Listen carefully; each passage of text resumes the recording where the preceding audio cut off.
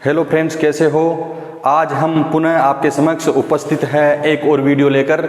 आज हम कक्षा 10 की बात करने वाले हैं। कक्षा 10 में सामाजिक विषय में एक पहला पाठ है और पहले पाठ में टॉपिक दिया गया है राजस्थान की प्राचीन सभ्यताएं। जी हाँ, हमने राजस्थान की प्राचीन सभ्यताएं थी ये शुरू कर दिया था। पिछला वीडियो अपन ने कालीबंगा का लिया था, यानी राजस्थान में सिंधु सभ्यता का जो पहला स्थल है वो कालीबंगा अपन ने कल पढ़ा था। और कुछ और स्थल है जिनका आज हम जिक्र करने वाले हैं। तो लीजिए हम करते हैं शुरुआत। जी हाँ, कालीबंगा के बाद में राजस्थान का सिंधु सभ्यता से जुड़ा हुआ जो मुख्य स्थल है वो है आहड़। जी हाँ, वो है आहड़। तो आज आहड़ संस्कृति के बारे में आज अपन देखते हैं कि आहड़ संस्कृति क्या है। देखो, सबसे पहले आती स्थान की बात तो आहड़ है उदयपुर जिले में। कहाँ पर है? उदयपुर में आहड़ सभ्यता फली फूली थी। और जैसा कि आप जानते हो कि किसी भी नदी के किनारे कोई भी सभ्यता फलती फूलती है, तो जिस नदी के किनारे आहड़ सभ्यता फूली थी उस नदी का नाम है आहड़। और आयर नदी, प्राचीन काल में इसको आयर नदी भी कहते थे, अर्थात आयर नदी के समक्ष आहड़ सभ्यता फली फूली थी जो कि उदयपुर में स्थित है। यह है एक टीले, यानी एक टीले के नीचे दबी हुई सभ्यता थी। यहाँ पर एक ही टीले के नीचे इस सभ्यता के बहुत सारे अवशेष मिले हैं। इसको आघाटपुर भी कहते हैं, आघाटपुर या ताम्रवती नगरी, इसको ताम्रवती नगरी भी कहते हैं। जो सभ्यता आहड़ मिली है इसको ताम्रवती नगरी भी कहते हैं, क्योंकि यहाँ पर तांबे के बहुत सारे उपकरण मिले हैं। जी हाँ, आहड़ की खोज की अगर बात की जाए तो खोज की थी अक्षय कीर्ति व्यास ने। एक इतिहासकार थे, पुरातत्ववेत्ता थे अक्षय कीर्ति व्यास। आहड़ सभ्यता की खोज राजस्थान में अक्षय कीर्ति व्यास ने की थी। और इनकी जो उत्खनन का कार्य था, उत्खनन का कार्य की अगर बात की जाए तो रतन चंद्र अग्रवाल और एक इनके साथी थे HD सांकलिया, ये दो व्यक्ति थे, रतन चंद्र अग्रवाल और HD सांकलिया। इन दोनों ने आहड़ सभ्यता का उत्खनन का कार्य किया था और खोज की थी अक्षय कीर्ति व्यास ने। ये सभ्यता लगभग 4000 वर्ष पूर्व की है, लगभग 4000 वर्ष पूर्व की प्रतीत होती है। और यहाँ पर काफी मृदभांड मिले हैं, विभिन्न रंगों के मृदभांड मिले हैं, मिट्टी के बर्तन यहाँ पर मिले हैं, एक ही टीले के अंदर मिले हैं। और तांबे के काफी अवशेष मिले हैं। यहाँ पर सबसे मुख्य बात आती है तांबे को गलाने की भट्टियां। तांबा जो धातु होता है, तांबे को गलाने के लिए भट्टियां ये मिली है। और ये भट्टियां थी, ये कतारबद्ध तरीके से मिली है। तांबे को गलाने के लिए जो भट्टियां मिली है वो कतारबद्ध तरीके से मिली है। और यहाँ पर रंगाई छपाई के लिए ये जो मृदभांड थे, इन मृदभांडों में रंगाई छपाई के लिए ठप्पे भी मिले हैं। यानी उस समय कला का भी विकास था, आहड़ में कला का भी विकास था। उस समय जो उपकरण मिले हैं या मिट्टी के बर्तन मिले हैं जो कि विभिन्न सादे, काले, गहरी और चमकीले रंगों के हुआ करते थे, तो उन पर चित्रित करने के लिए ठप्पे भी मिले हैं। यहाँ की एक और विशेषता है, आहड़ सभ्यता की एक और विशेषता है, यहाँ पर जो शवों को दफनाते थे, ये बात सही है, लेकिन किस प्रकार दफनाते थे? उनको आभूषणों सहित, यानी आभूषण पहनकर दफनाने की परंपरा थी, आभूषण सहित दफनाने की परंपरा थी। और इसका कहीं ना कहीं आध्यात्म से संबंध है, क्योंकि आहड़ सभ्यता के लोगों का यह मानना था कि उनको आभूषणों सहित अगर दफनाएंगे तो पुनर्जन्म में विश्वास करते थे। वो आहड़ सभ्यता के लोग पुनर्जन्म में विश्वास करते थे। तो ये सभ्यता अपनी आती है, जिसे आघाटपुर या ताम्रवती नगरी कहते हैं, आयर नदी पर है। और आहड़ जो प्राचीन नाम था इसका, एक ही टीले के नीचे दबी हुई है। खोज अक्षय कीर्ति व्यास ने की थी, उत्खनन कार्य रतन चंद्र अग्रवाल और HD सांकलिया ने किया था। और ये 4000 वर्ष ईसा पूर्व की सभ्यता प्रतीत होती है। और काफी उपकरण यहाँ पर इसमें मिले हैं। तो कुल मिला के आहड़ सभ्यता ये अपने प्रमुख दूसरी सभ्यता है, उदयपुर के पास थी। और इसके बाद में आगे अपन जाते हैं तो एक और सभ्यता है, ये है गिलुंड सभ्यता की बात करते हैं। गिलुंड सभ्यता, और ये गिलुंड सभ्यता कहाँ पर है? जी हाँ, गिलुंड सभ्यता है, यह भी तीसरी प्रमुख सभ्यता है, सभ्यता का स्थल है राजस्थान में। और यह है राजसमंद जिले में, राजसमंद जिला है राजस्थान में। राजसमंद जिले में गिलुंड कस्बा है, राजसमंद जिले में गिलुंड कस्बा है।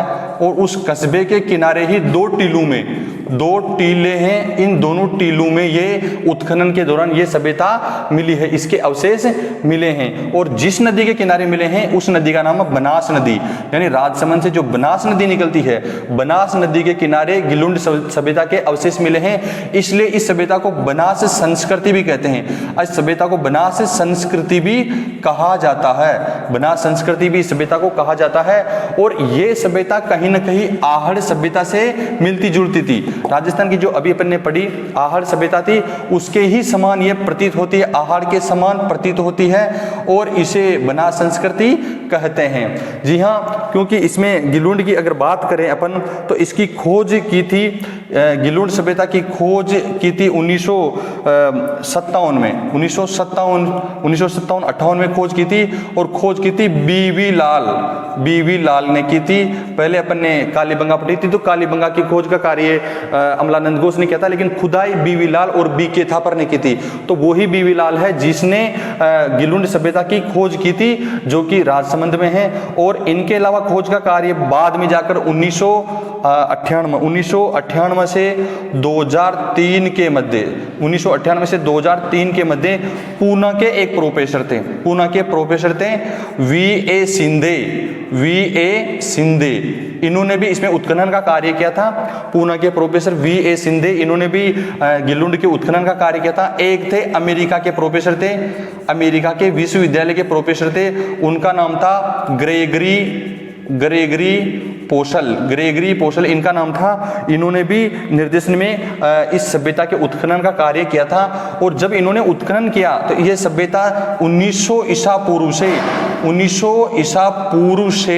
1700 ईसा पूर्व के अवशेष इसमें मिले, यानी पता लगाया कि गिलुंड सभ्यता राजस्थान में 1900 ईसा पूर्व से 1700 ईसा पूर्व की प्रतीत होती है। यहाँ पर भी विभिन्न रंग के मर्दमान मिले हैं। और गिलुंड सभ्यता से, यानी गिलुंड सभ्यता से जो अवशेष मिले हैं, पत्थर की गोलियां मिली है, पत्थर की गोलियां मिली है, हाथी दांत की चूड़ियां भी मिली है, हाथी दांत की चूड़ियां मिली है। और उसके अलावा मिट्टी के खिलौने मिले हैं। तो ये गिलुंड सभ्यता जो कि राजस्थान जिले में है, यहाँ पर पत्थर की मूर्तियां, हाथी दांत की चूड़ियां, मिट्टी के खिलौने मिले हैं। और पूना के प्रोफेसर बी.ए. सिंधे और अमेरिका के ग्रेगरी पोर्सल ने इसकी खुदाई की थी, जिससे पता चलता है कि 1900 ईसा पूर्व से 1700 ईसा पूर्व की संस्कृति यहाँ पर आई है। और इस गिलुंड सभ्यता को बनास संस्कृति भी कहते हैं, क्योंकि बनास नदी के मुहाने पर, यानी बनास नदी के किनारे 2 टीले अवस्थित है, वहीं पर ये मिली है। तो ये अपने बात की गिलुंड सभ्यता की। राजस्थान की तीसरी जो मुख्य सभ्यता थी ये अपन ने पढ़ी है। इसके अलावा कुछ और सभ्यताएं हैं, उनका अपन यहाँ पर अध्ययन करेंगे। अगली सभ्यता है, अब तक अपन ने कालीबंगा का अध्ययन किया है, आहड़ का अध्ययन किया है और गिलुंड का अध्ययन किया है।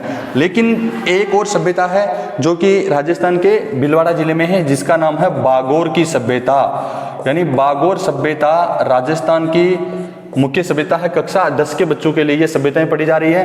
बागोर भीलवाड़ा जिले में स्थित है। कहां पर स्थित है? भीलवाड़ा जिले में स्थित है। बागोर भीलवाड़ा जिले में बागोर कस्बा है, वहां पर स्थित है। और कौन सी नदी के किनारे है? ये है कोठारी नदी के किनारे। बागोर सभ्यता कोठारी नदी के किनारे स्थित है। और बागोर सभ्यता की खोज की बात की जाए तो बागोर सभ्यता की खोज की थी 1967 से 1970 के मध्य वी.एन. मिश्र ने की थी। वी.एन. मिश्र ने की थी। यानी बागोर सभ्यता भीलवाड़ा जिले में स्थित है वर्तमान में, और वहां पर एक कोठारी नदी है जहां कर जिसके किनारे ही यह संस्कृति मिली है। और खोज जिसकी वी.एन. मिश्र ने 1967 से 70 के मध्य की थी। यहां पर क्या है कि प्रागैतिहासिक काल यानी पाषाण काल, प्रागैतिहासिक काल के अवशेष मिले हैं। प्रागैतिहासिक काल के अवशेष मिले हैं, यानी इसको पाषाण संस्कृति का मुख्य केंद्र भी कहा जाता है। पाषाण संस्कृति का मुख्य केंद्र भी बागोर सभ्यता को कहा जाता है। और बागोर सभ्यता थी, इसमें जो तांबे के उपकरण, यहाँ पे तांबे के उपकरण मिले हैं, तांबे के उपकरण मिले हैं। और तांबे के उपकरणों में एक छेद वाली सुई है ये मुख्य रूप से है। कोई पूछे छेद वाली सुई तांबे की बनी हुई थी, ये कहां पर मिली है, तो ये बागोर से मिली है। यहीं से एक प्रश्न अपने आता है कि राजस्थान का कौन सा स्थल था, राजस्थान की सभ्यता का कौन सा स्थल था जहां पर प्राचीन पशुपालन, प्राचीन खेती और पशुपालन के अवशेष मिले हैं। जी हाँ, तो ये बिल्कुल बागोर सभ्यता थी। यहाँ पर प्राचीन खेती के अवशेष, प्राचीन कृषि के साक्ष्य, प्राचीन खेती के साक्ष्य, वो पशुपालन यानी मिश्रित कृषि यहाँ पर की जाती थी जो कि एक दूसरे पे डिपेंड रहते हैं। यहाँ पर प्राचीन पशुपालन व कृषि के साक्ष्य अपने कहाँ से मिले हैं, ये बागोर सभ्यता से मिले हैं। तथा इसे मध्य पाषाणकालीन सभ्यता का प्रमुख स्थल, मध्य पाषाणकालीन सभ्यता का प्रमुख स्थल इसे कहा जाता है। मध्य पाषाणकालीन सभ्यता का प्रमुख स्थल इसे बागोर को कहा जाता है। और ये लघु पाषाणों का प्रमुख केंद्र था, लघु पाषाणों का प्रमुख केंद्र था। राजस्थान के लघु पाषाण का प्रमुख केंद्र इसे कहा जाता है। तो कुल मिला के प्रागैतिहासिक काल को दिखाने वाली ये संस्कृति लगभग 4 से 5,000 ईसा पूर्व की संस्कृति प्रतीत होती है। तो ये बागोर सभ्यता का अध्ययन अपन ने किया है। कुल मिला के आज अपन ने गिलुंड सभ्यता, बागोर सभ्यता और आहड़ को पढ़ा है। एक अंतिम सभ्यता और है जिसे ताम्रवती नगरी की जननी कहते हैं, यानी तमाम जो ताम्रवती सभ्यताएं थी उनकी जननी कहते हैं। और वो राजस्थान के बिल्कुल शेखावाटी में स्थित है, सीकर में स्थित है और जिसका नाम गणेश्वर है। तो अगली सभ्यता है गणेश्वर सभ्यता। गणेश्वर सभ्यता है, ये गणेश्वर सभ्यता है, बड़ी ही मुख्य है, यहाँ पर क्वेश्चन आते हैं। गणेश्वर सभ्यता है और ये किस स्थान पर है, तो ये है नीम का थाना। नीम का थाना एक जगह है शेखावाटी में, नीम का थाना। और ये जिस जिले में पड़ता है उस जिले में सीकर जिला है, ये उस जिले का नाम है सीकर। गणेश्वर सभ्यता है, ये नीम का थाना में अवस्थित है और यहाँ पर सीकर जिले में नीम का थाना जो स्थान है वहाँ पर अवस्थित है। और इसकी जो खोज है, इसकी खोज रतन चंद्र अग्रवाल ने ही की थी। इसकी खोज है वो रतन चंद्र अग्रवाल ने ही की थी। रतन चंद्र अग्रवाल ने खोज की थी। रतन चंद्र अग्रवाल एक भूगोल में पुरातत्ववेत्ता थे, उन्होंने इनकी खोज की थी। जी हाँ, ये नदी की बात की जाए तो ये गणेश्वर सभ्यता थी, ये कांतली नदी है, वहाँ पर एक कांतली नदी है। वैसे तो ये भूमिगत नदी है लेकिन कांतली नदी पर इसकी अवशेष मिले हैं, कांतली नदी पर इसके अवशेष यहाँ पर मिले हैं। और यहाँ पर तांबे के और प्रचुर मात्रा में, अत्यधिक मात्रा में आभूषण मिले हैं, उपकरण मिले हैं। तांबे के अत्यधिक मात्रा में उपकरण मिले हैं। और यहाँ के उपकरणों की जो खास बात थी उसमें तांबा था वो 99 यानी 99% तांबे की मात्रा थी, यानी शुद्ध रूप से तांबे के बने आभूषण कहाँ मिले हैं, वो गणेश्वर सभ्यता मिले हैं। इसे ताम्रवती नगरी की जननी कहते हैं। इसे क्या कहते हैं, ताम्रवती सभ्यताओं की जननी इसे कहा जाता है। गणेश्वर जो सभ्यता है ताम्रवती सभ्यताओं की जननी इसे कहा जाता है। ताम्रवती सभ्यताओं की जननी इसे कहा जाता है। और यहाँ पर तांबा शुद्ध था और प्रचुर मात्रा में, खेतड़ी पास में है तांबे का स्थल, वहां से मंगवाया जाता था। तो ये सबसे खास बात है कि यहाँ पर हड़प्पा और मोहनजोदड़ो, सिंधु सभ्यता के भारत में सबसे बड़े स्थल है हड़प्पा और मोहनजोदड़ो। तो यहाँ पर भी यहाँ से तांबा निर्यात किया जाता था। तो कोई पूछे कि हड़प्पा और मोहनजोदड़ो में जो तांबा था वो कहाँ से भेजा जाता है, तो गणेश्वर सभ्यता से ही भेजा जाता है। तो कुल मिला के आज अपन ने पढ़ा है, यहाँ मिट्टी के बर्तन मिले हैं, यहाँ पर मिट्टी के बर्तन मिले हैं। मिट्टी के बर्तनों मिले प्रत्येक सभ्यता से हैं, लेकिन यहाँ पर जो मिट्टी के बर्तन मिले हैं उसे कृपसवर्णी मर्दभांड कहा जाता है। मर्दभांड कहा जाता है। यहाँ पे कृपसवर्णी विशेष प्रकार की मिट्टी से निर्मित मर्दभांड यहाँ पर गणेश्वर सभ्यता में मिले हैं।